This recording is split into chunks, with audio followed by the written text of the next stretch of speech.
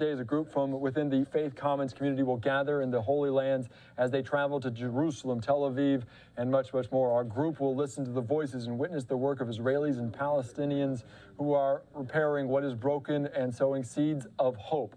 Of course, we're going to be joined by someone, the Texas pastor there, Baptist pastor at Wilshire Baptist. We're going to be joined right now by Reverend Dr. George Mason. Thank you so much for joining us here on Live Now from Fox. You are still currently in Israel. Just take me back 48 or so hours ago. What was going through your mind when you heard the news? Maybe did you kind of see some of the impacts of that 48 hours ago? Well, we did. I was waiting in a hotel room in Jerusalem for my group to join me. I was here in Bethlehem for a few days for a conference with Palestinians before our tour would begin. And of course, woke up to the attack from Hamas into Israel. And it was shattering to Israelis. And of course, it was also something that many Palestinians regret as well. It's not that Palestinians were all supporting Hamas, and this is a really important thing for people around the world to understand. Yeah, of course, it's a very complex issue, like you said, but of course, this trip was probably a long time in the making, potentially some other people coming along a little bit later on. Maybe why was this journey so important for you? My organization that I lead with Rabbi Nancy Kasten seeks to demonstrate that we have to create the conditions for peace that will prevent these kinds of wars from taking place. Violence doesn't solve anything, and ultimately it only begets more violence and creates more enemies, more bitterness and resentment across generations. And so we work toward trying to bring people together to listen to each other's stories. We intended to do that here in Israel and in Palestine, where we would listen to Israeli Jews, Palestinian Christians and Arabs, and people who are working together to create new conditions on the ground for what would happen after occupation, after this period of time in Israel that is unsustainable. Yeah, definitely. And I do want to put up a post also from Instagram, of course, this from the rabbi as well. And I do want to lower the banner just real quickly. Of course, this from Nancy Kasten. While we are heartbroken to see more violence and devastation unfold, we feel it's more important than ever to lift up the holiness that persists even now through the everyday insistence on human rights, civil discourse, and peaceful coexistence. Of course, that is certainly a point. But take me through what you've experienced the last 24, 48 hours. Of course, has it been difficult? And maybe how are you trying to maybe leave Israel, because we don't know how long this conflict is going on for? Well, first of all, I think this was something that has shaken the security consciousness of Israelis. It is something that they realize that no matter how much they invest in military technology and intelligence, this was a failure, and it caught them by surprise. And ultimately, I think that sense of vulnerability, when they step back and reflect upon it, can be a gift to them, as they think the answer is not just doubling down on the military, creating more harsh conditions for Palestinians, but trying to create a path of peace. So Israelis are shaken, Palestinians are worried. I mean, they know that they're going to be lumped in with Hamas as terrorists and dehumanized, and it's already happening.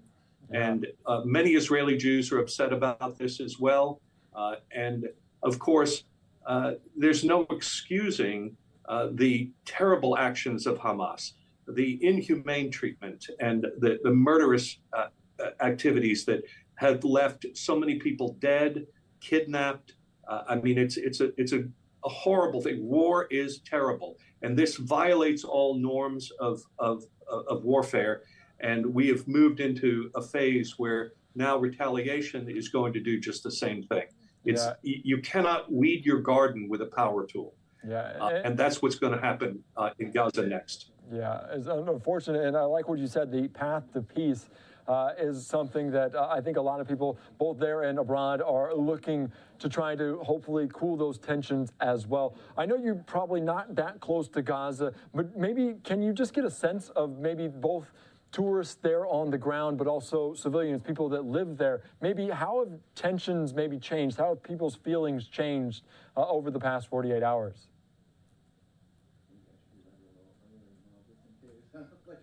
Well, I mean, look, Israel is a small country, and the Palestinians are a small community as well, overall. And so everybody knows somebody who has died or who has been lost in this conflict, been wounded. So there is enormous anguish that people are experiencing. And, you know, they are trying to comfort one another, but they're grieving and mourning, and at the same time they're angry, and so there's constant tension in the air everywhere you go. The streets are vacant.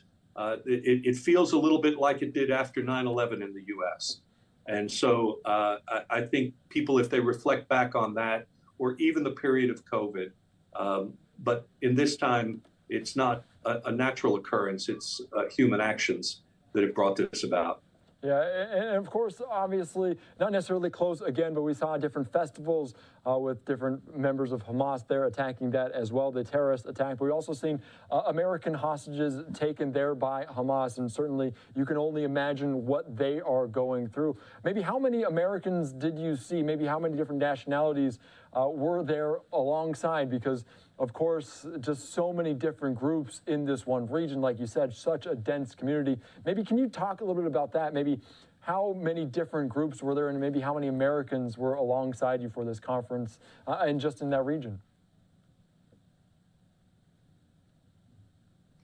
Well, let's distinguish the fact that most of the hostilities were taking place in and around Gaza and the small villages in Israel and southern Israel.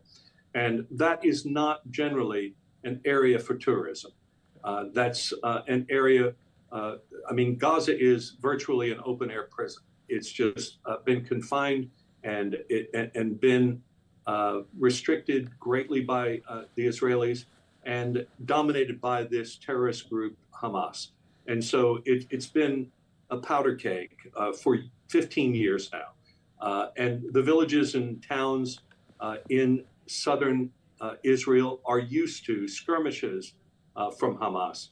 But what took place here was a massive invasion, a breakout from the Gaza Strip, and brutal massacres of people, incredibly inhumane, and no excuse for it. So, I mean, I think the truth is most Americans were not there. Some, as you noted, have been taken hostage, have been killed, because they were there for a concert or visiting with relatives. But this is not a tourist area, generally speaking. Yeah, of course. And you are potentially trying to get out of there. Can you kind of maybe detail the plans for this, and maybe how soon are you hoping to get back to Texas, to Dallas, Texas, and get back to your family and to your community there at that church? Been really difficult to get out of Tel Aviv from Ben Gurion Airport. Lots of flights have been canceled. Many are booked and continue to be canceled. So some are getting out, but we thought that it was best to try to get to Jordan and come back from Amman. And so we're trying to get to Jordan tomorrow. And then a lot of flights have already been booked. And so it's going to be 5 to 7 days before our group is able to get out and in different phases. But we should all be back by next Monday. All right, that is certainly good to hear, and we hope you get out safely. Of course, this is maybe unfortunate circumstances for you to be there during this unfortunate conflict, this terrorist attack there in that region. Does this maybe change your perspective on maybe potentially coming back? Because obviously so many people visited this region for all of those reasons that you have. Will you potentially try to go back to this region once everything maybe settles down? Absolutely. I mean, we have friends here on on both sides.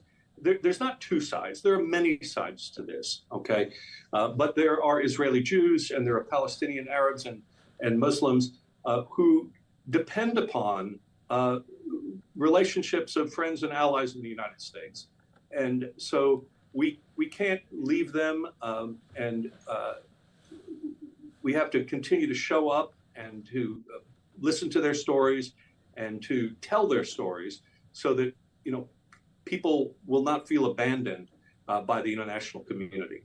Of course. Reverend Dr. George Mason, thank you again for joining us here on Live Now from Fox. Be safe there. We wish you safe on your travels back home to Texas, and thank you again for joining us here on Live Now from Fox.